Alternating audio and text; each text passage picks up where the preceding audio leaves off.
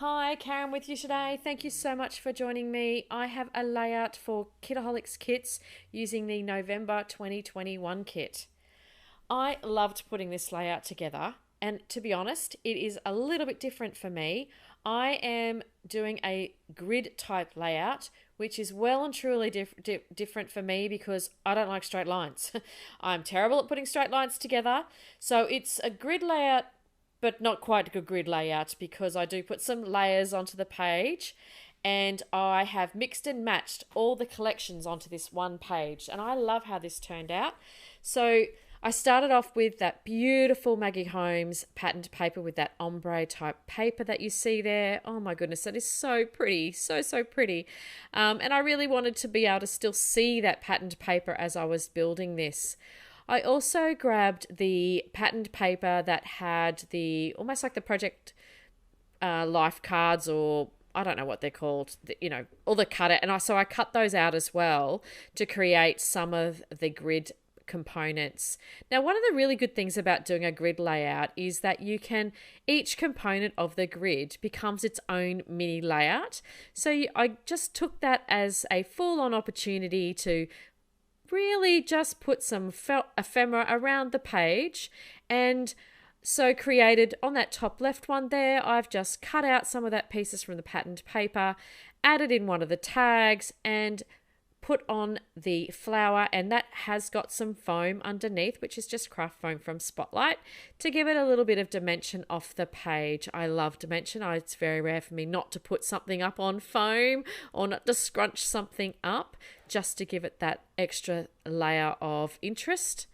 And then I get to actually embellishing. It's a really simple layout, this one, but I really think it's impactful and it's really pretty. So I have joined up a little bit of the actual grid because I am someone that does tend to, when they're joining with their clusters, I tend to get things to touch to one another. So when I get little gaps and things like that, I sort of think, oh, it doesn't look right to me. But that's really just how I guess my mind works when it comes to that grid type straight lines. So I have created quite a bit of a cluster underneath my photo and to the right of my photo. And I've used some of the previously fussy cut out flowers from a previous layout from the Amy Tan patterned paper.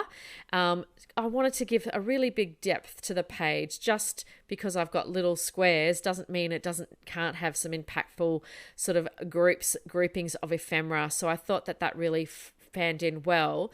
So on that bottom left hand side, I have added just a piece of cut out patterned paper as well to ground that flower, so it wasn't sitting there on its own in the middle of nowhere.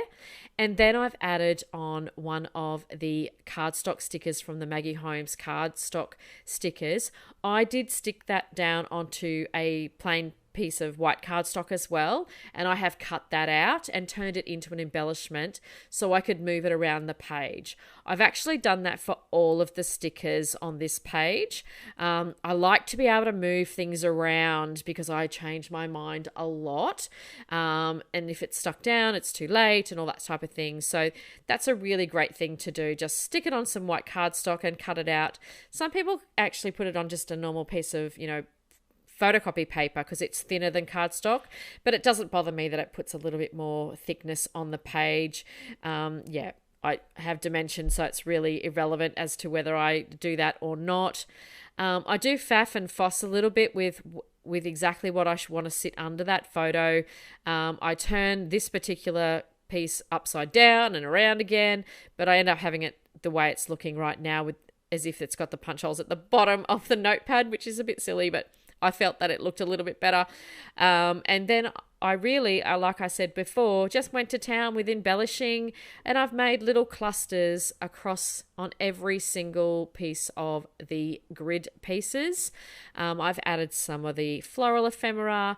I added to get away a little bit from and to get away from some of those straight edges. One of the section of the grid is that oval sticker there that came from the Maggie Holmes sticker sheet as well.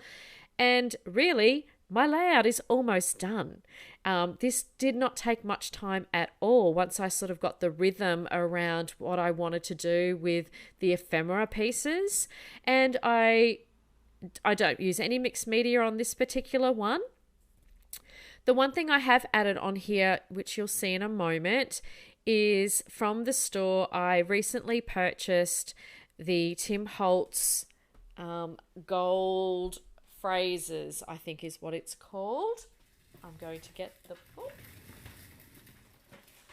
They are in stock right now. They're the metallic sticker book, which is from Tim Holtz Ideology. And I place on some phrases from that pack. And this photo, I haven't talked about that. This is a photo of me, which incidentally becomes the title of the page. And I have made a goal this year to scrap a lot more about me. This was a photo I think I took.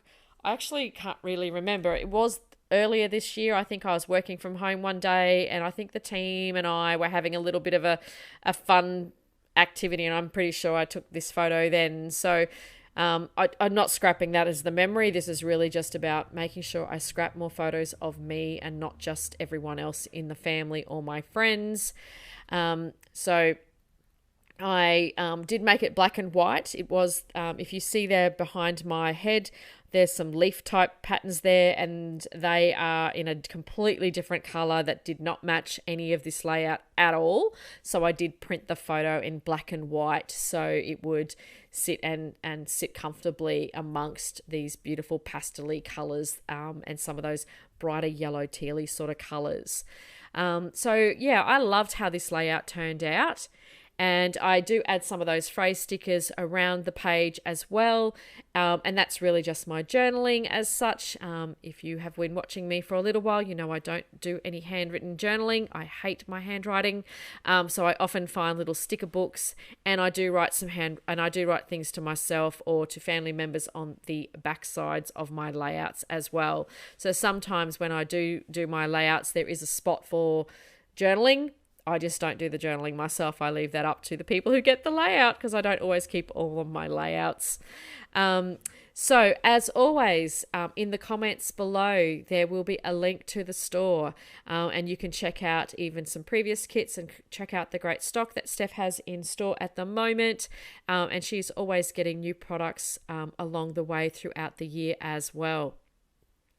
We also have a Facebook group that is for subscribers only, and we share extra tidbits during the month, all of us design team members, and we have lots of fantastic chats with all of the Kitaholic Kits fans.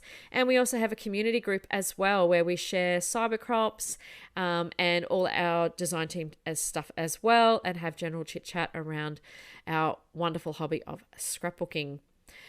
So to finish off the layout, I'm just adding a few little extra ephemera pieces around the page.